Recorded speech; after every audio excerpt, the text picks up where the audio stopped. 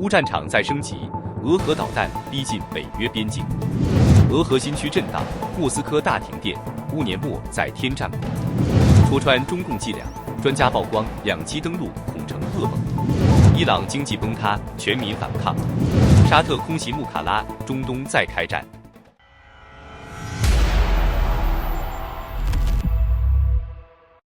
当外界以为俄乌战争正逐渐进入消耗僵局时，战场背后却悄然发生着更危险的变化。一边是乌克兰获得中东资本加持，军工体系加速扩张；另一边，俄罗斯则将可携带核弹头的导弹直接推到北约边境。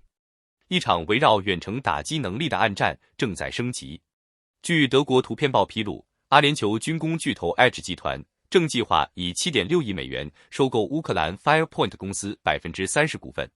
这家公司正是乌克兰近年来崛起最快的军工企业之一，主营无人机与导弹系统。其中最受关注的是今年首次亮相的火烈鸟巡航导弹，以及 FP1、FP2 型弹道无人机。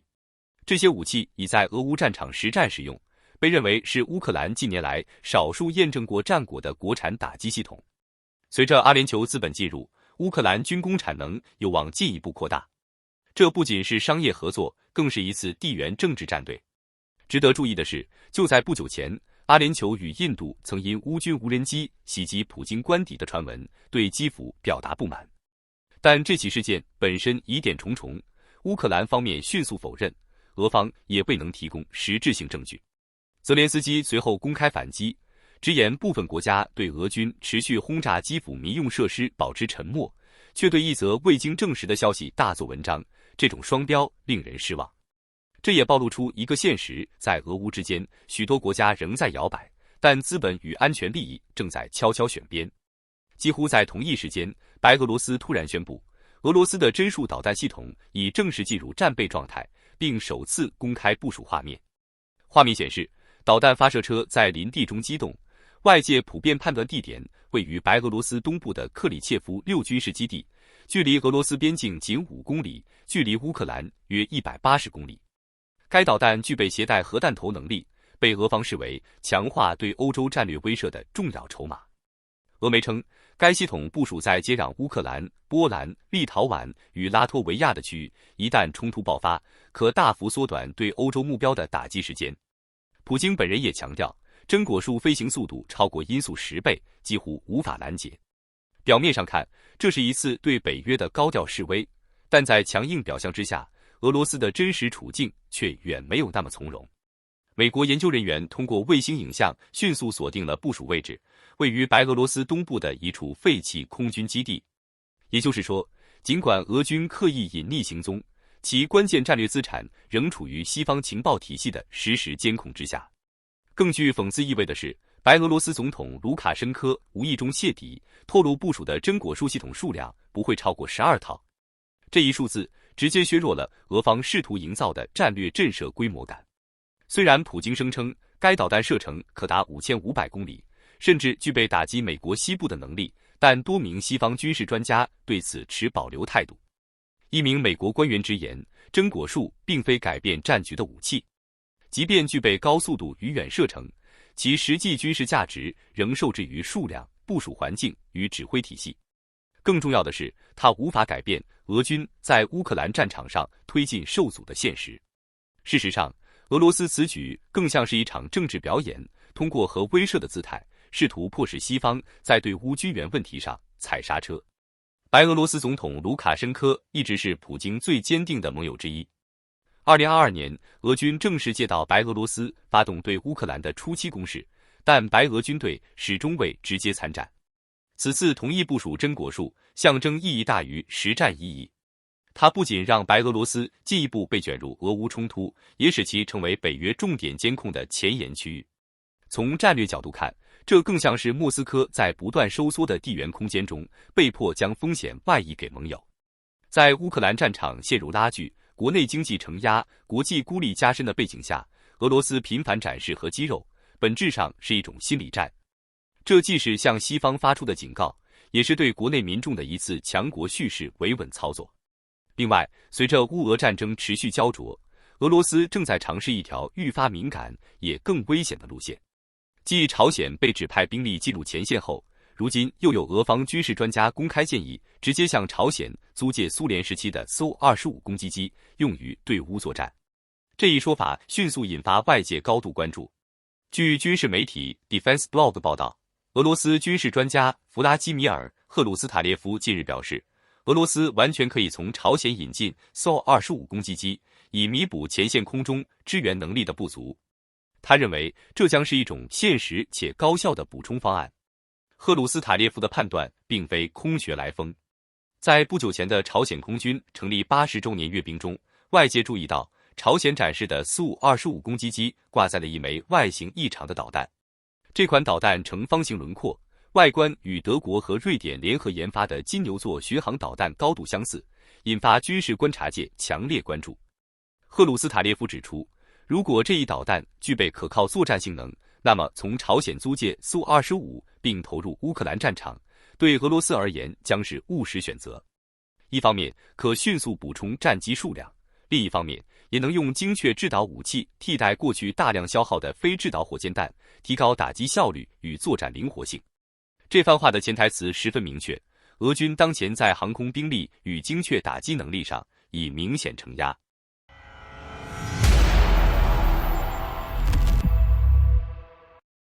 就在2025年即将结束之际，俄罗斯首都莫斯科再度遭遇大规模袭击。当地时间12月30日至31日夜间，乌克兰无人机集中攻击了莫斯科东南部的拉缅斯科耶地区，一座大型变电站被击中，现场传出连续爆炸声。随后，莫斯科多个区域出现大规模停电，包括拉缅斯科耶、利特卡里诺、茹科夫斯基等地，受影响人数接近100万。俄罗斯方面宣称，来袭无人机已被全部拦截，所谓损失是坠落残骸引发的次生事故。然而，越来越多的现场画面显示，大量移动发电车被紧急调往莫斯科周边。白雪覆盖的街道上，发电车一字排开，显然说明供电系统短时间内难以完全恢复。有当地居民透露，部分区域供电反复中断，生活秩序明显受到影响。统计显示，2025年莫斯科发生的停电与机场临时关闭次数已经超过过去数年的总和。与此同时，俄罗斯第二大城市圣彼得堡也在新年前夕突然实施部分断网，仅允许白名单网站访问，进一步加深外界对安全形势恶化的担忧。不少分析认为，乌克兰正试图通过这种方式，迫使战争成本回流至俄罗斯本土社会，从而影响其战略判断。在对莫斯科发动无人机袭击之后，乌克兰并未停手。2025年年末，俄境内多处关键能源设施接连遇袭，一场针对俄罗斯能源体系的精确打击战正在浮出水面。据独立情报机构 Astro 报道，当地时间12月31日夜间，俄罗斯南部黑海沿岸城市图阿普谢遭无人机袭击，一座大型炼油厂被精准命中，厂区内的 AVT-12 石油加工装置起火燃烧，现场不断传出爆炸声。该装置是用于原油长减压蒸馏的核心设施，几乎相当于炼油厂的心脏。目前火势一度失控，画面显示整片厂区被火焰吞没。图阿普谢炼油厂年处理能力超过1200万吨，不仅是俄罗斯南部的重要能源枢纽，也承担着黑海方向的石油运输任务。自俄乌战争爆发以来，这里就多次成为乌克兰打击目标，而近期袭击明显更加密集。几乎在同一时间，俄罗斯亚罗斯拉夫尔州的科帕耶沃油库也遭到无人机攻击，大火持续燃烧至天亮，远在城市郊区都能看到升起的巨大火球，映照在雪地上，如同一棵燃烧的圣诞树。值得注意的是，亚罗斯拉夫尔距离莫斯科仅约282公里。结合此前莫斯科多区停电事件，这轮袭击明显不再局限于边境或前线，而是开始向俄罗斯腹地延伸。分析认为，乌克兰目前的攻击逻辑已逐渐清晰，对靠近克里米亚的南部地区实施常态化消耗打击，同时将打击半径逐步延伸至莫斯科周边，以制造心理与系统性压力。这不仅是军事行动，更是一种战略信号。就在袭击发生前，乌克兰安全局罕见公布了2025年度战果总结，其中最受关注的是代号为“蛛网行动”的系列打击。官方宣称，该行动成功摧毁或重创多架俄罗斯战略轰炸机，迫使俄军将部分空军力量后撤至更远基地。此外，报告还提及对克里米亚大桥发动3次打击，多次空袭俄罗斯港口与炼油设施，首次公开打击里海地区俄罗斯石油平台的画面。这也意味着乌克兰的打击范围已不再局限于黑海，而是向更广阔的能源通道延伸。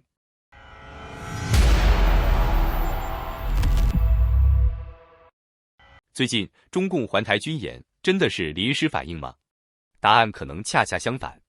就在外界还在讨论美台军售是否激怒北京之际，多位美国重量级学者却指出，这场看似突发的环台军演，其实早已在北京的剧本中，只是被刻意包装成一次被迫反制。真正的目的不只是对台施压，更是一次精准瞄准美国信任体系的心理战。近日，中共在台海周边展开代号为“正义使命2025”的大规模演训，连续2天出动海、空、火箭军兵力075型2栖攻击舰、海南舰，更罕见现身台湾东部海域，演练立体投送、夺控要港等高强度科目。表面看，这是对美台军事合作的反应，但在华府学界看来，这场行动背后藏着更深层的战略计算。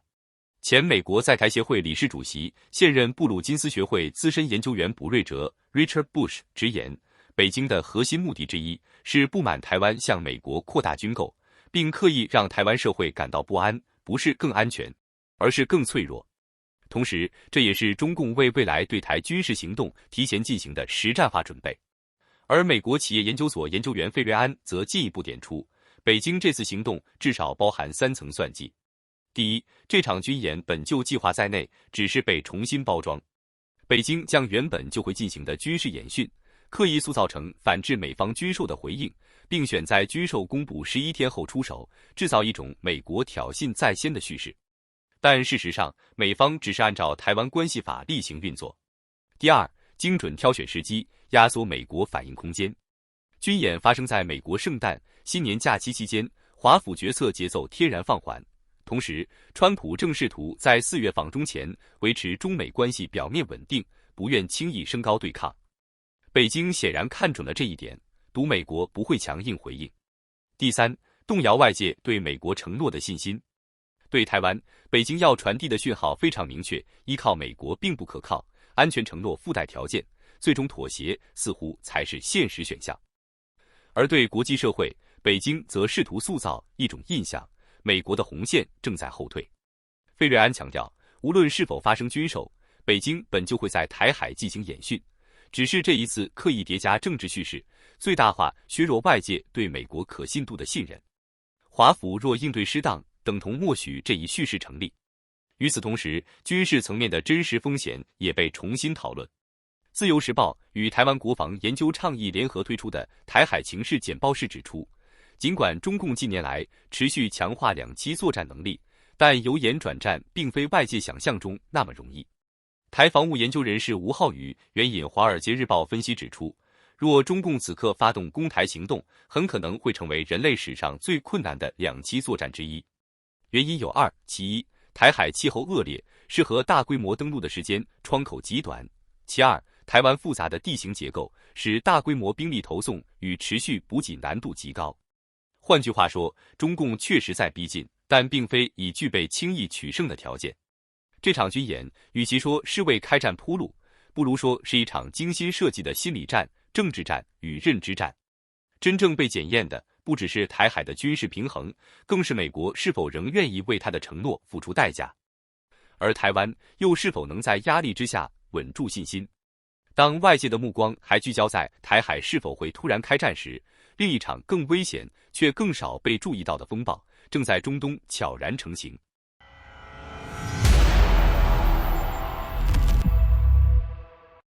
近期，伊朗货币里亚尔对美元汇率暴跌至1美元兑145万里亚尔，短短几天内再次下挫7%。这一数字几乎击穿了普通伊朗人最后的心理防线。如果把时间拉长，崩塌更触目惊心。2010年，1美元约等于1万里亚尔；2025年，1美元约等于145万里亚尔。短短15年，里亚尔贬值145倍。而仅过去5年，货币就蒸发了近5倍购买力。这已经不是通胀，而是货币体系的系统性崩溃。官方数据显示，2025年11月，伊朗通胀率已飙升至 49%， 而民生品涨幅更为骇人，食品价格上涨 72%， 药品价格上涨 51%。对普通家庭而言，这意味着吃不起、病不起、活不下去。与此同时，伊朗还爆发了严重的水危机与大面积断电。在一个拥有全球第4大能源储量的国家，民众却频繁停电，这本身就成了一种讽刺。德黑兰甚至一度讨论迁都以缓解水资源压力，但最终因财政崩溃而作罢。与以往不同的是，这一轮抗议的主力并非边缘群体，而是曾经支持哈梅内伊政权的商贩、小业主和基层民众。他们曾是体制最稳固的基本盘，如今却走上街头，高喊反对口号。正因如此，这场抗议被称为商贩革命。这也意味着伊朗政权的社会根基正在松动。在压力之下，伊朗央行行长被迫辞职，由前经济部长赫马提接任。但外界普遍认为，这不过是换汤不换药。与此同时，政府继续将责任归咎于外国势力的认知战。而就在此时，流亡海外的伊朗末代王储里萨·巴列维公开声援抗议民众，呼吁安全部队站在人民一边。以色列情报机构摩萨德也罕见表态，称支持伊朗人民的抗争，甚至暗示提供协助。这一切都在加速局势失控。在国内经济濒临崩溃的同时，伊朗仍将大量资源投向军事扩张与代理人战争，支持什叶派之胡对抗以色列在中东多线博弈。但普通伊朗人已经无力再为这些宏大叙事买单，他们要的不是地区霸权，而是电、水、面包与尊严。当一个国家的民众不再相信货币，不再信任政府，也不再害怕镇压时，局势就已进入不可逆的阶段。另外，还有一个国家的局势正在急转直下。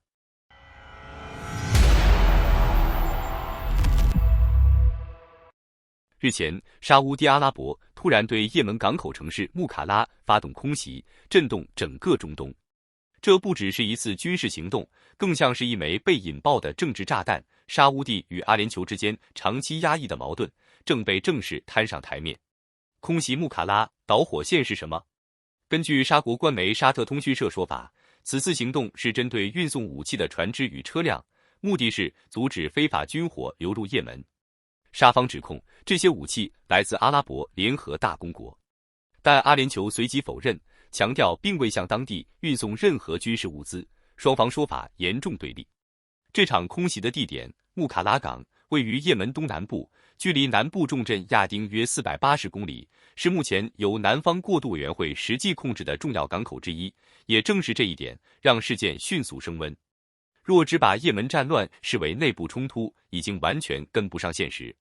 自2014年胡塞组织攻占首都沙那后，也门实际上分裂为3大势力，胡塞武装控制首都与西部地区，背后与伊朗关系密切，是抵抗之狐的重要一环。也门政府军控制北部部分区域，与沙乌地关系紧密，是沙方在也门的主要盟友。南方过渡委员会掌控亚丁及南部、东部要地，背后获得阿联酋长期支持，主张南也门分离。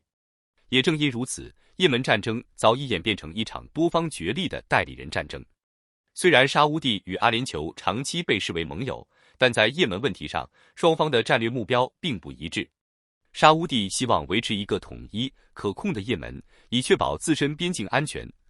而阿联酋则更关注港口控制权与区域影响力，支持南方势力做大。此次空袭后，沙乌地国防部长哈利德·本·萨勒曼在社群平台 X 上公开表示，要求 STC 和平移交其控制的2个省份给也门政府。这番话被外界解读为对阿联酋势力的直接警告。半岛电视台引述阿拉伯安全专家阿卜杜勒·阿尔加西分析指出，沙乌地与阿联酋之间的竞争早已存在，而在当而今局势下，这种矛盾不仅无法缓解，反而可能进一步激化。穆卡拉为何成为引爆点？穆卡拉不只是港口城市，更是能源、补给与海上航线的重要节点。谁掌控穆卡拉，谁就能在南部也门拥有战略主动权。好的，感谢您一口气看到最后了。这是对我们最大的鼓励和支持。要看最全面、最及时准确的战场热点报道更新，就请每日锁定新冷战情势。如果您喜欢我们的节目，也请您点赞、留言、订阅，把视频分享出去，让更多的人看到这个节目。想要赞助我们的朋友，可以打开超级感谢打赏赞助，帮助我们能持续做出更多好节目。谢谢大家。